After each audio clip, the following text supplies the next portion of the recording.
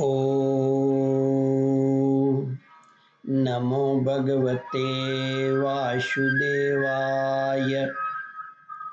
श्रद्धालु भक्तों, श्रीमद् भागवत महापुराण के 10वें स्कंद के पूर्वार्ध के 24वां अध्याय के अंतर्गत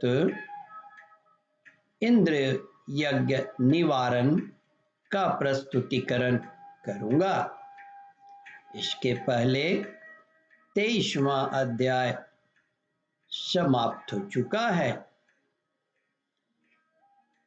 जहां तक आप कथा श्रवण कर चुके हैं उसके आगे का प्रस्तुतिकरण करता हूं।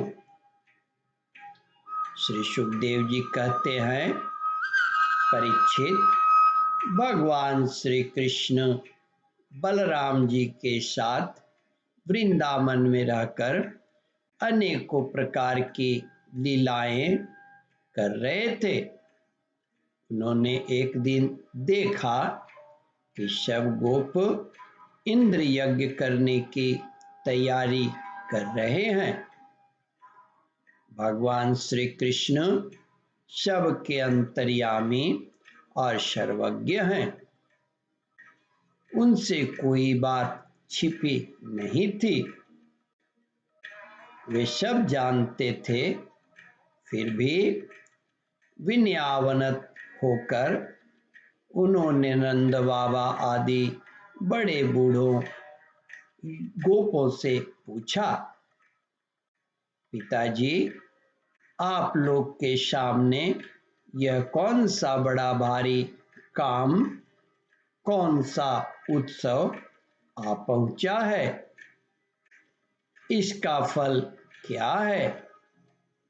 किस उद्देश्य से कौन लोग किन साधनों के द्वारा यह यज्ञ किया करते हैं? पिताजी, आप मुझे यह अवश्य बताइए। आप मेरे पिता हैं और मैं आपका पुत्र। ये बताएं। सुनने के लिए मुझे बड़ी उत्कंठा हो रही है। पिताजी, जो संत पुरुष सबको अपनी आत्मा मानते हैं, जिनकी दृष्टि में अपने और पराये का भेद नहीं है, जिनका न कोई मित्र है, न शत्रु और न उदासीन, उनके पास छिपाने की तो कोई बात होती ही नहीं। परंतु यदि ऐसी स्थिति न हो तो रहस्य की बात शत्रु की भांति उदासीन से भी नहीं कहनी चाहिए। मित्र तो अपने समान ही कहा गया है, इसलिए उससे कोई बात छिपाई नहीं जाती। यह संसारी मनुष्य समझे बेसमझे अनेकों प्रकार के कर्मों का अनुष्ठान करता है।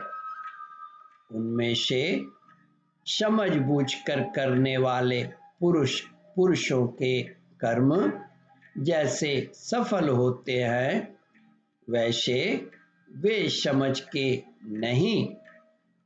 अतः इस समय आप लोग जो क्रिया योग करने जा रहे हैं वह सुहृदय के साथ विचारित शास्त्र सम्मत है अथवा लौकिक ही है, मैं यह सब जानना चाहता हूं। आप कृपा करके स्पष्ट रूप से बतलाइए। नंद बाबा ने कहा, बेटा, भगवान इंद्र वर्षा करने वाले मेघों के स्वामी हैं। ये मेघ उन्हीं के अपने रूप हैं। वे समस्त प्राणियों को तृप्त करने वाला एवं जीवन दान करने वाला जल बरसाते हैं। मेरे प्यारे पुत्र, हम और दूसरे लोग भी उन्हीं मेघपति भगवान इंद्र की यज्ञों के द्वारा पूजा किया करते हैं। वे भी उनके बरसाए हुए शक्तिशाली जल से ही उत्पन्न होती हैं। उनका यज्ञ करने के बाद जो कुछ बच रहता है, उसी अन्न से हम सब मनुष्य अर्थ, धर्म और काम रूप त्रिवर्ग की सिद्धि के लिए अपना जीवन निर्वाह करते हैं। मनुष्यों के खेती आदि प्रयत्नों के फल देने वाले इंद्र ही हैं। यह धर्म हमारी कुल परंपरा से चला आया है। जो मनुष्य काम, लोभ, भय अथवा देह द्वेषवश ऐसी परंपरागत धर्म को छोड़ देता है, उसका कभी मंगल नहीं होता।